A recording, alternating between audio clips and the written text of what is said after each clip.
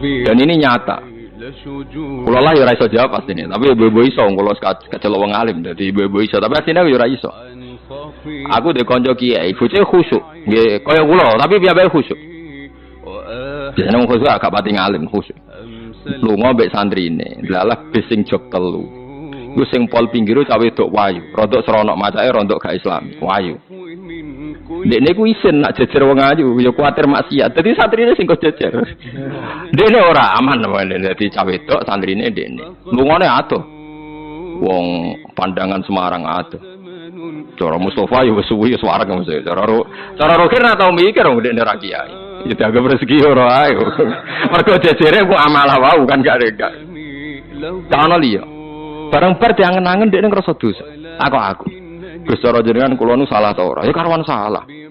Kok saged kula ngindari fitnah Gus. Piyambake kok ayu. Tapi ora ana ayu. Kok ayu Gus kok malah nerang pokoke ayu Gus. Cuma malah dosa gedhe to kowe. Kowe ora dosa tapi ngongkon santrimu dosa. Padahal santrimu jek umur puber, sawate luwih gedhe timbang kowe. Kudune kowe sing wis tuwa kiai kan takwane dhuwur. Iku luwih aman timbang santrimu. Dipikir astagfirullah, kita salah. Ya ora salah. Aku mergo nek tak salahno malah dia jejer malah aku repot. Uga dari Gus Pak apa aku sing jejer malah aku dihisab pangeran. Pokoke ngono, hukume pokoke ngono pikir dhewe. Ya kan repot kan. Nak ndelok santri luwih duwe sahabat misalnya bocah umur 18 kan puber wis ngono ora dibojo. Pak Yai sak ngawur-ngawure kan di bojo ya ora untuk ditakwa kan ya ora untuk izin barang wis tuwek misal. Potensi maksiate dhuwur di santri mbek kiai. Jawab mawon. Santri kan, berarti sing kudu jejer kiai ini ta santrine. Kiai ini misal. Lha boten farwani kan hukum. Rahim Muhammad sallallahu alaihi wasallam ala sayyidina Muhammadin wa ala alihi washabbihi asma'in nama fa'tum.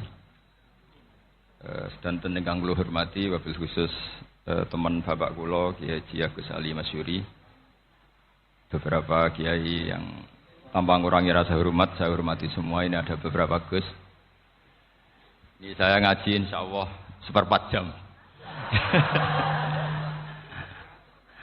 1/4 jam nanti yang menghisap Gus Kausar berapa Gus? 10 menit. 10 menit. Begini, sebetulnya saya membela semua umat Islam itu ahlul jannah. Karena saya ini ibarat marketing. Kalau orang Kristen itu kan setiap orang mati sudah tenang bersama Bapak di surga. Jadi kampanye itu menarik sekali. Sementara kita sudah kiai, sudah imam masjid, sudah ulama, masih saja dikhawatirkan su'ul khotimah. Ini kalau kampanye ini tidak imbang, ini nanti saya takut kalah. Makanya saya bilang pokoknya semua orang mukmin itu ahlul jannah. Karena memang asli hadisnya seperti itu, mangqala la ilaha illallah dakhalal jannah. Bahwa kemudian ada beberapa kiai yang mungkin wataknya itu pesimis, kemudian bikin sekian aturan-aturan yang sebetulnya itu cerminan dari pesimisnya. Terus akan-akan masuk surga itu susahnya bukan main. Nah itu saya tidak setuju karena tadi pasti kalah dengan kampanye sebelah yang setiap orang mati dibilang sudah tenang bersama Bapak apa? Di surga. Jadi ini penting. Terus kedua saya bilang agama ini sudah begitu baik. Masa kunci surga sudah dibocorkan miftahul jannah la ilaha illallah. Masa sudah pegang kuncinya nggak jadi masuk surga itu kan aneh. Ya sudah masuk saja, tapi tidak usah minta bantuan saya, masuk aja. Kan sudah pegang kuncinya. Terus ketiga, kenangan terburuk saya ketika jadi kiai itu gini, saya ada beberapa guru SD datang ke saya. Ini agak-agak masalah besar. Gus boleh enggak buka ujian nasional yang masih disegel? Semua guru bilang enggak boleh, itu kriminal kan. Ada satu guru yang bikin analogi agak kacau. Boleh saja. Wong ujian di kuburan saja dibocorkan para kiai enggak apa-apa. Itu.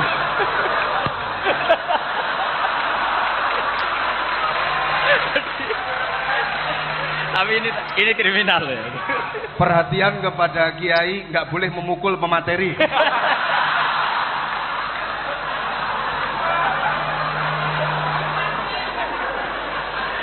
Jadi tentu itu analogi yang salah kan. Marrobuka kan, Tuhan kamu siapa, Nabi kamu. Tuhan kamu siapa, Nabi kamu siapa, imam kamu siapa. Ini kan sudah dibocorkan oleh para kiai. Artinya apa? Nak ra iso jawab kebablasan gitu.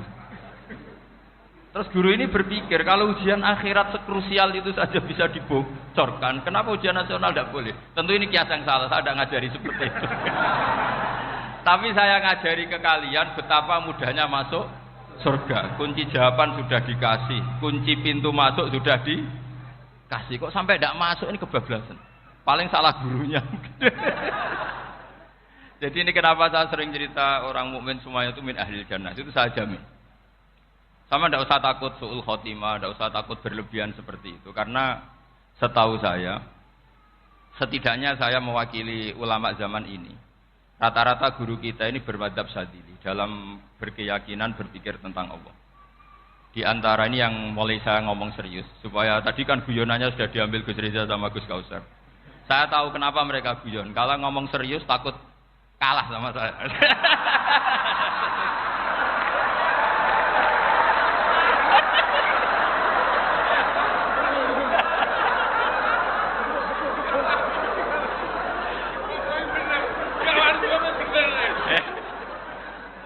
Karena saya ini sudah terkenal pemikir serius, jadi artinya itu satu kepintaran mengalihkan. Ya, oh ya, sudah itu satu kecerdasan. Tidak hanya ngalim, tapi betul cerdas. Jadi itu bukti beliau ini cerdas itu. Saya berpikir begini, ini madzhab Syadzili. Kita semua tentu Syadzili karena kita semua ngaji kitab hikam. Kita tahu kitab hikam itu muridnya Abul Abbas Al-Mursi. Abul Abbas Al-Mursi muridnya Syekh Abil Hasan apa? Asy-Syadzili. Saya masih ingat betul makalah itu dan saya ulang-ulang. Setiap saya ngajar di sarang saya ajarkan itu. Kilali kata Abul Hasan Asy-Syadzili, saya pernah dapat hatif, dapat semacam ilham. Apa makna min syarril waswasil khannas?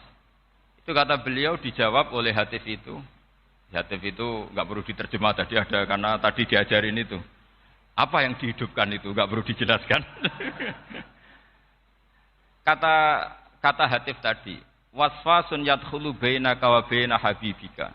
Yunsika altofahu al-hasanah wa yudzakiruka af'alaka as-sayyi'ah wa yukassiru indaka dzatas shimal wa yuqallilu indaka dzatal yamin liya'dila bika an husni dzanni billah ila su'iz dzanni billah.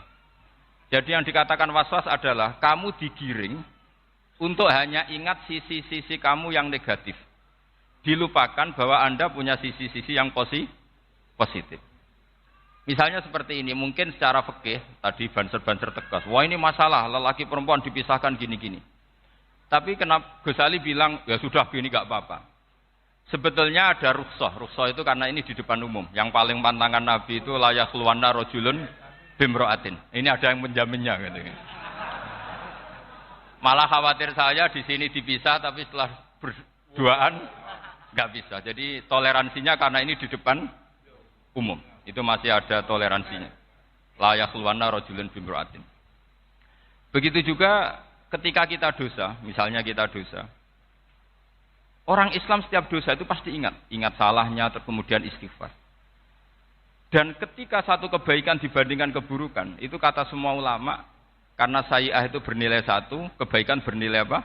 10. Itu masih surplus berapa?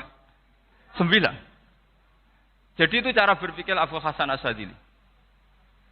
Kenapa kamu harus berpikir positif tentang Tuhan? Sekali berpikir tentang negatif, itu bahaya betul. Misalnya begini, kamu berpikir, tak rewangi, jadi kiai, sujud, rukuk, ternyata aku tetap lebu neraka. Gunanya apa? Itu menurut saya kan nggak punya akal. Sujud itu satu kelaziman menghamba kepada Allah. Normalnya seorang hamba itu ya sujud. Kemudian gara-gara kamu ingin masuk surga, terus logika kamu dibalik. Gunanya apa saya sujud? Ternyata saya masuk neraka. Itu pertanyaan yang benar-benar bodoh dan itu menjadikan Allah benci. Logikanya dibalik begini. Ini saya ngomong serius karena ini bentuk kemenangan saya ini bentuk kemenangan saya. Saya berkali-kali ngomong di kota pelajar di Jogja karena banyak pengujinya juga. Bukan sekedar pendamping tapi penguji. Banyak yang profesor, bukan sekedar dokter, banyak yang profesor. Jadi ya ini dok. Begini, saya pernah ditanya sama seorang dosen, Gus, saya ini ngaji hadis banyak, tapi ada yang saya tidak paham. Yaitu mangkola la ilaha illallah dakhalal jannah, ada kalimat wa in zana wa in saraka.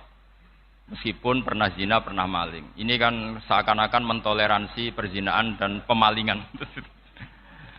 Terus saya bilang, oh makna hadis itu seperti ini. Jadi kebenaran absolut, kebenaran yang mutlak itu tidak akan terganggu oleh status perilaku seseorang. Saya berkali-kali memberi contoh.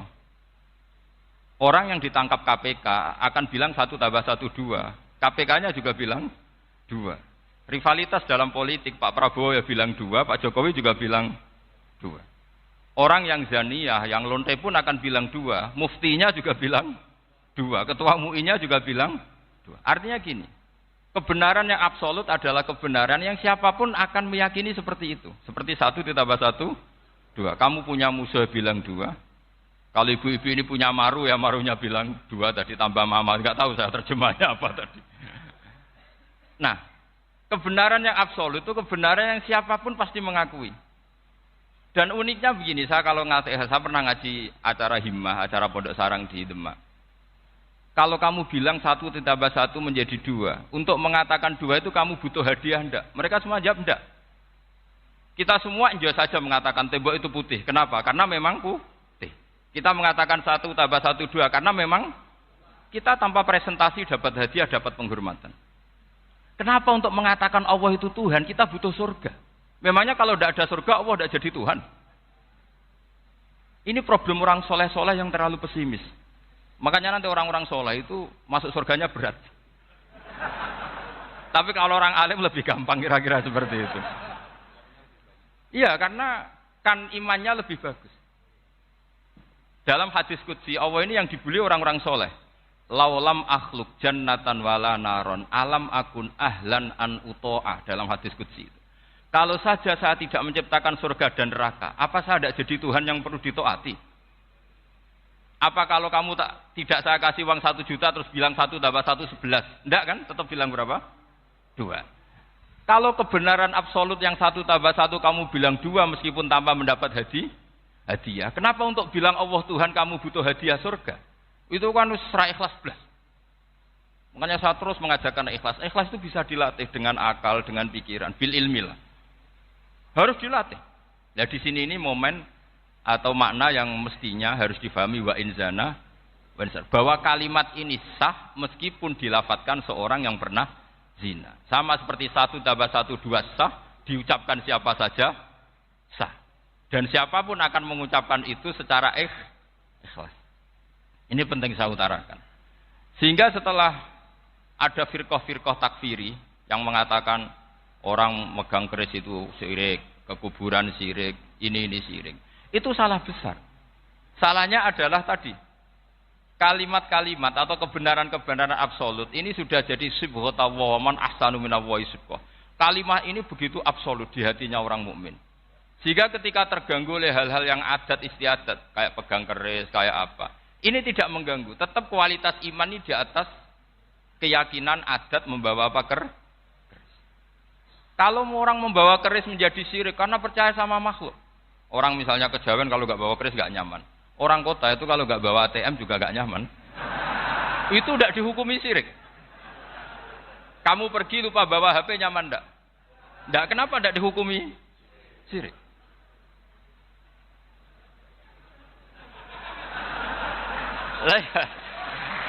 Jadi ini logika-logika. Jadi makanya ini Gus Reza boleh ngeritik saya. Saya itu berkali-kali bilang, saya termasuk ulama yang mau bikin gerakan cangkem elek. Karena nanti kalau saya nisbatkan ke Rasulullah itu tidak pantas, karena Nabi ahsanan nasi khalqau wa khuluqa. Tapi saya siap jadi bempernya Rasulullah sallallahu alaihi wasallam. Pernah ada diskusi di Jakarta, ini kisah nyata. Apa dalilnya setelah sholat salaman? Mana hadisnya? Itu dijawab hadisnya tentu kita kesulitan. Kalaupun ada hadisnya dhaif semua yang masalah musafahah. Akhirnya mau tidak mau dijawab pakai cangkem elek. Boleh enggak kamu setelah salam nyalain HP yang off? Boleh. Boleh enggak ke kamar mandi? Boleh. Oh berarti kencing boleh, nyalain HP boleh. Yang enggak boleh itu ingat Allah. Karena mereka mengkritik wiridan, ngeritik salam. Akhirnya mikir deh. Ada enggak hadisnya orang setelah sholat nyalain HP? Enggak ada kan? Tapi mereka nyalain HP enggak hambatan, tapi untuk salaman masalah kan. Ke kamar mandi boleh, tapi untuk wiridan enggak boleh. Akhirnya mereka sadar, oh iya. Lama-lama dibisiki gini yang kelompok itu. Kamu itu korban aliran supaya kamu enggak ingat Allah, ingatnya HP-nya. Sehingga orang wiridan kamu kritik, orang nyalain HP enggak kamu kritik. Itu kelompok itu adalah kelompok orang-orang yang supaya orang Islam itu lupa Tuhannya. Itu gerakan cangkem elek, tapi jadikan orang sadar. Jadi ini penting.